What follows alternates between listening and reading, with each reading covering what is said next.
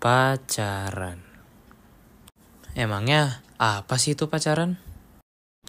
Menurut D. Genova dan Rice pada tahun 2005, pengertian pacaran adalah menjalankan suatu hubungan di mana dua orang bertemu dan melakukan serangkaian aktivitas bersama agar dapat saling mengenal satu sama lain.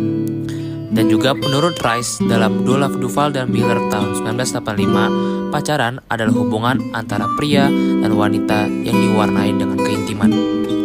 Pacaran bisa memiliki berbagai manfaat, seperti menjalin ikatan emosional yang kuat, saling mendukung secara emosional, mengurangi stres, meningkatkan rasa percaya diri, serta memperkuat daya tahan tubuh. Nah, kalau pacaran menurut Alkitab tuh seperti apa sih? Sejujurnya, Alkitab tuh tidak pernah membahas kata pacaran yang kita kenal sekarang. Namun, Alkitab memberikan prinsip-prinsip umum tentang hubungan antar pribadi, terutama dalam konteks kasih, persahabatan, dan pernikahan. Dalam poin pertama, yaitu kasih sebagai dasar. Alkitab menekankan pentingnya kasih dalam segala hubungan. Dalam 1 Yohanes 4 ayat 8 mengatakan, "Tetapi yang terutama, kasihilah sungguh-sungguh seorang akan yang lain, sebab kasih menutupi banyak sekali dosa." Dalam poin kedua, yaitu persahabatan yang sehat. Alkitab mendorong persahabatan yang sehat dan saling membangun.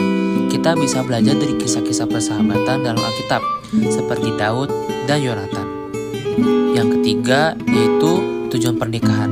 Alkitab mengajarkan bahwa tujuan utama pernikahan adalah untuk kemuliaan Tuhan dan kebahagiaan bersama. Poin keempat, yaitu hikmat dalam memilih. Kita perlu bijaksana dalam memilih teman hidup.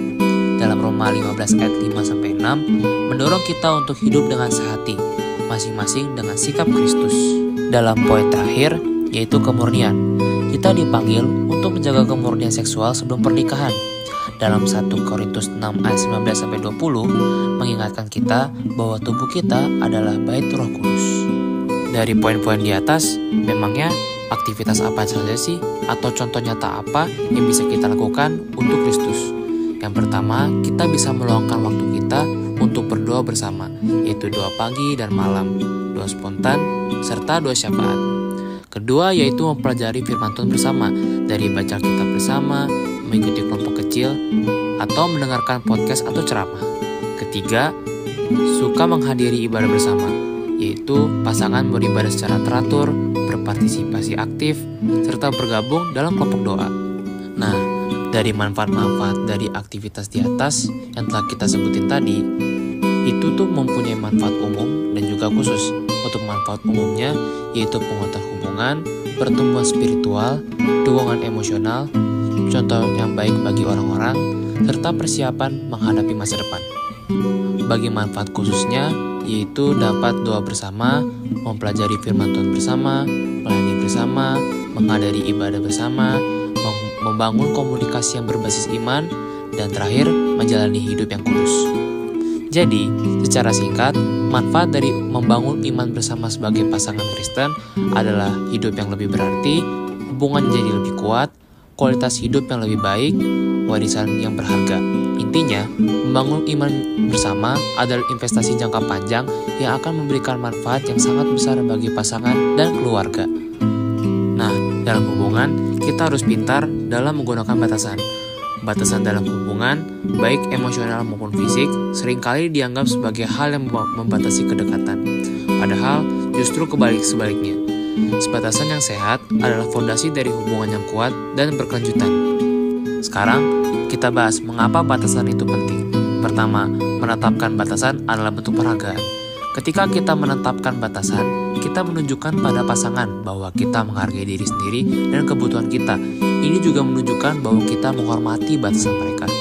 Kedua, yaitu mencegah konflik. Batasan yang jelas dapat mencegah banyak konflik. Ketika kita tahu apa yang kita nyaman dan tidak nyaman, kita dapat berkomunikasi dengan jelas dan menghindari kesalahpahaman. Yang ketiga, yaitu memperkuat kemerdekaan. Batasan yang sehat memungkinkan kita untuk mempertahankan identitas dan kemerdekaan diri.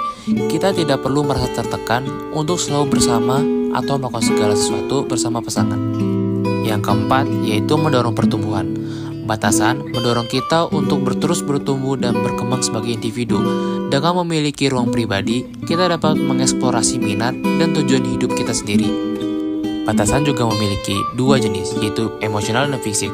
Secara emosional, ini mencakup hal-hal seperti bagaimana kita berbagi perasaan, seberapa dekat kita ingin menjadi, dan sejauh mana kita ingin mengizinkan orang lain mempengaruhi emosi kita.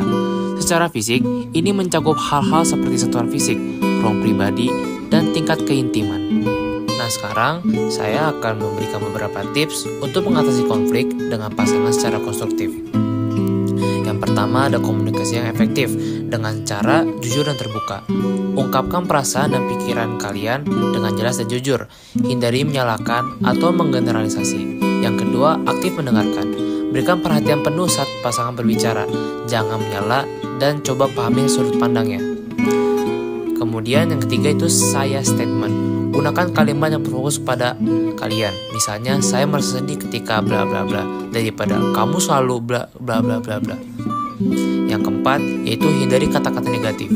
Pilih kata-kata yang membangun dan hindari kata-kata yang menyakiti atau merendahkan. Yang kedua, yaitu fokus pada solusi.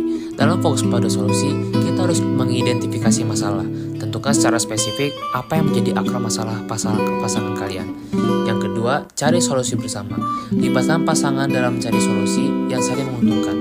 Yang terakhir, kompromi. Bersedia untuk mengalah dalam beberapa hal demi mencapai kesepakatan. Dan kita harus mengelola emosi kita dengan menenangkan diri. Jika merasa emosi sedang memuncak, ambil jeda sejenak untuk menenangkan diri sebelum melanjutkan diskusi. Kemudian hindari eskalasi. Jangan memperbesar masalah dengan kata-kata yang kasar atau tindakan yang provokatif. Yang terakhir, empati. Coba situasi dari sudut pandang pasangan. Kemudian kita harus memilih waktu yang tepat. Pilih waktu ketika kalian berdua sedang tenang dan tidak terburu-buru, dan tempat yang nyaman untuk tempat yang privat dan bebas dari gangguan. Hal lain yang perlu diingat yaitu menghormati pasangan. Meskipun sudah berkonflik, jangan lupa untuk tetap menghormati pasangan. Mau dia memutuskan keputusan yang menurut kalian itu negatif ataupun positif.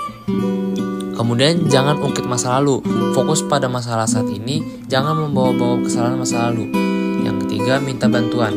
Jika konflik sulit diatasi, jangan ragu untuk meminta bantuan dari teman, keluarga, atau terapis. Contoh percakapan konstruktif yaitu seperti alih-alih kamu selalu lupa dengan janji.